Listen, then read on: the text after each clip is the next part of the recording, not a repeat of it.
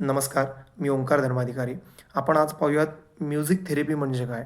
म्हणजे music therapy तशी बघायला गेले तर खूप सायंटिफिक थेरपी आहे किंवा बऱ्याच वेळेस म्युझिक थेरपीला आयुर्वेदा किंवा योगा या दोन्हींमध्येही जोडलं जातं.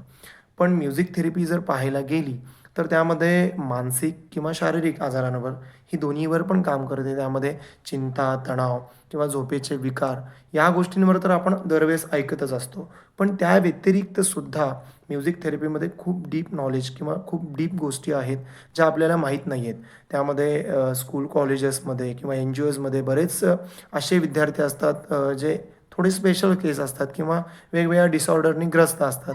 त्यांना पण म्युझिक थेरपीचा आधार मिळतो किंवा दिला जाऊ शकतो.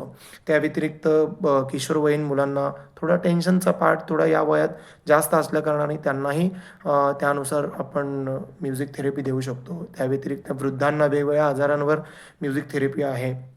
बरेच वेळा हॉस्पिटलमध्ये आपण म्युझिक थेरपी वापरलेली आहे किंवा वापरत आहोत अजूनही.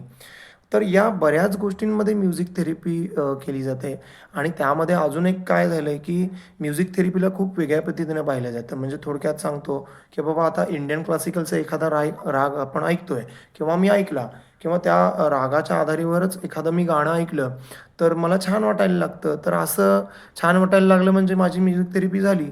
तर ते असा प्रकार नाही आहे. म्युझिक थेरपी एक खूप वेगळी पद्धती आहे. त्याला त्यानुसार ट्रीटमेंट देणं किंवा थेरपी करणं खूप महत्त्वाचं आहे. त्यानंतर सांगायचं झालं तर त्याचे खूप प्रकार येतात. त्या प्रकारांबाबतीत मी नक्कीच तुम्हाला पुढच्या व्हिडिओमध्ये सांगणार आहे. पाहत राहा तोपर्यंत संगीत संगती.